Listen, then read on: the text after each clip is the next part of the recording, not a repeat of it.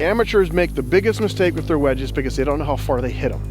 So they decel, and that's when the bad shots come in. If you practiced it enough, you knew how far it's going to fly, you'd have more confidence and you'd execute the shot more confidently. All right, I heard you guys loud and clear in the comments saying, ditch the Texas wedge, Mike. Learn how to chip from tight lies. Well, I am listening to you, and today I've come to see Kevin Sprecher, who you guys have seen us work with on the channel many times for fittings and lessons. Kevin, you got to help me ditch the Texas wedge and trust the tight lie chip shot. It's a tough shot. Yeah, for sure. It's challenging, and don't ditch the Texas wedge. I won't ditch it completely, it's still a good shot. but I can't putt from 120 yards out anymore. It is a favorite of the channel, though. But it is a favorite. I got to learn this game the right way. But this is, so here is the perfect scenario, right? Okay. Tight lie, close to the hole. Look, you could putt it, obviously. You could. And you could use a hybrid too. Right, but what if there's a drain in front of you? What if there's heavy rough there? Or if you have a little bit of an ego and you don't want to show up with a hybrid, right? You don't want your buddies razzing you about it. Most people, when they get this close, what they do is they choose a lob wedge because they think they're close to the hole, that they need more loft. And that's the mistake I find they make. Sure. So you got your lob wedge, Right. And I actually want you to use a gap wedge. Here. Okay. Or you can use your 56 or I took the wrong one 54 over here, but that's fine. Because what we're going to do is we're going to play more of a hook or a sweeping shot. Instead of something really high that's going to get stuck into the ground. Okay. Because what happens is when players come into here, they get the leading edge and they get a little. That's they're what I'm most afraid of. Chunking it, so the opposite is they give it one of these and it goes flying over.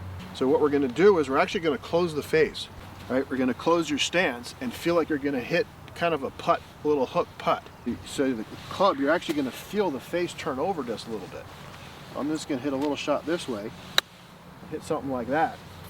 Right? just like that. Just like that. So what I'm doing is I'm taking out the steepness. It's the steepness that scares people. When you come in steep, you're afraid of digging into the turf. Got it. So by taking it more of a shallow, almost think of it like a 5-wood shot. If it comes in a little bit from the inside and kind of closing, you tend to hit it a little thin, which is fine here.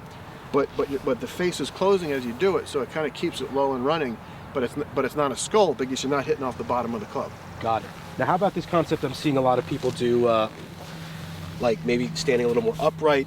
Yep. Yes? You can do that too. There's a couple different ways. This was the first option I was going to give you. I was going to see how you do it. Let's start with the first one. So the first one is just think of You're it as saying just sweep like across. how would you hook it, right? You hit a hook shot. Well, you close your stance, you close your face, you feel a little end out and sweep it.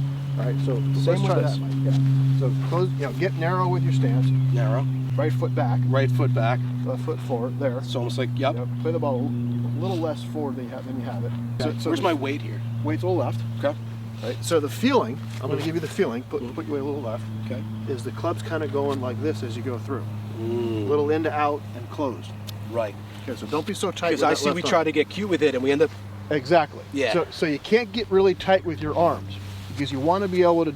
I'm exaggerating here, but you want to feel like you're doing a little bit of this, like you're closing the face on a full swing, but you're just doing it in a smaller range. Okay. Yeah. Right, so now you don't need as much. You just hit it too hard. Okay. So do it. So I didn't chunk it. No. If you watched how I didn't make a very big swing. It was just a little swing like this. There. I didn't get that nice little pop-up like you did. Right. I've done it more times. You've done it twice. Right. I've done it a few thousand times. More professional than me. But notice how it's not chunked. Right. And it's not sculled either. It's just hit too hard. Just hit too hard. So take a little bit off of it. Is there a landing point for this drill that I should? No. Always. Always. Okay. Yeah. How hard do you need to hit it to land it on the green and let it run? So you want to land it up here. So do a few practice swings. How hard do you have to land it there? Do a couple practice swings. Like that's huge. Do it smaller. Huge, huh? Yeah. And let the club go a little bit more inside. The idea behind closing the stance is you come a little bit into out or shallower. Oh. Right. So you got to close your stance a little bit. Like this. So move this foot forward. Even more. Move this foot back. Even more. A Wow. little bit like that. Now get closer together. There. That's your feet, right? That's going to kind of set the path a little bit into out, and then you just kind of close the face. Yeah, close the face a little bit more with your hands. There. It's one way. I'm not saying it's the best way yet. Right. It's one way for you to do it. There. Yeah. Right. Okay. So that was now you're starting to get it. Now I'm starting to get it. I'm gonna stay in this stance. Yeah, now you may have to aim a little bit to the right because you're closing the face a little bit. So fix your. There you go. Just feel a little bit into out and close the face. There. There. Yeah. You've never been that shallow with a shot. No. Right? You barely took a blade of grass. Right. That's the idea with this shot. Wow. It seems So- almost easy. Like, why am I not doing this? Perfect. I just didn't know the technique. Right. So that's one way. Now you had brought up the other way. So Yes. so you can take a club, and I would do this with a less lofted wedge too. I like a gap Like a wedge 9 for iron this. even, or No, like a gap wedge. Gap wedge, okay. Where you can get it kind of up on the toe, almost like a putt. Right. I actually use my putting grip for this Okay. because when I use my putting grip, it tends to reduce wrist motion. So you just kind of get it up here. You get really close, and then you kind of hit it this way. So only the toe of the club feels like it hits the ground. So again, it takes out a lot of the leading edge. Okay. And then you just hit a shot this way. I didn't aim it, but Right. you can see. I can see how you got So it, it's yeah. just another technique. Same swing path? No. No. This is more traditional. Okay. So everything's kind of square, straight back and straight through feel. Same stance, same like Narrow stance, stand really close to the ball, get the shaft upright. Like the club this. kind of points in the middle of your body. like this. Yeah, get it up there. Woo! Lean the shaft forward. There you go. Right, that's why I like a little less loft. Got it. Hit it again. You know, you guys are probably just old enough to remember Ray Floyd, Sure. right? Well, that's a Ray Floyd right there. He was one of the best chippers that you've ever seen. Yeah, I could see how that could be helpful too. Yeah. Now I don't know which one I like better. It's just another way. So you got to practice them Practice both and figure out which one works best for you. Look at this. Right. This one gets a little bit more height than the other one. Mm-hmm. Okay, so if the green's running away from you or there's something in front of you, you got to chip it over. This might be a little better technique. What does picking the heel up off the ground do? It just reduces the impact with the turf. It reduces how much of the Avoids club's that going to hit chunking. the ground. Right? Is this much of the club hitting the ground or this much?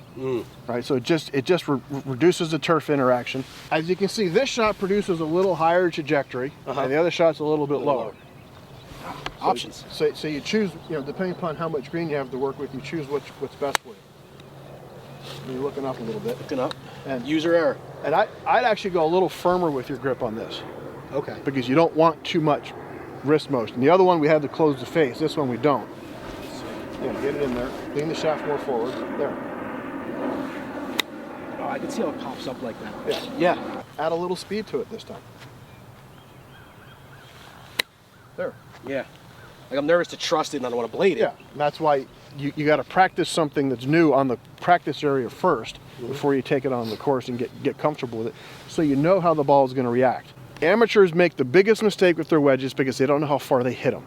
So they decel, and that's when the bad shots come in. If you practiced it enough, you knew how far it's going to fly, you'd have more confidence and you'd execute the shot more confidently. All right, so it's a common problem we all face. I love that I have it in my bag now. Yep. Guys, if you like that, check out this video where we played a whole lesson at Sleepy Hollow with Kevin, and he taught me the hybrid shot, and it worked out really well on that hole. Right. Another shot you could put in your bag. Kevin, thanks. You're welcome. See you soon. Good luck with it.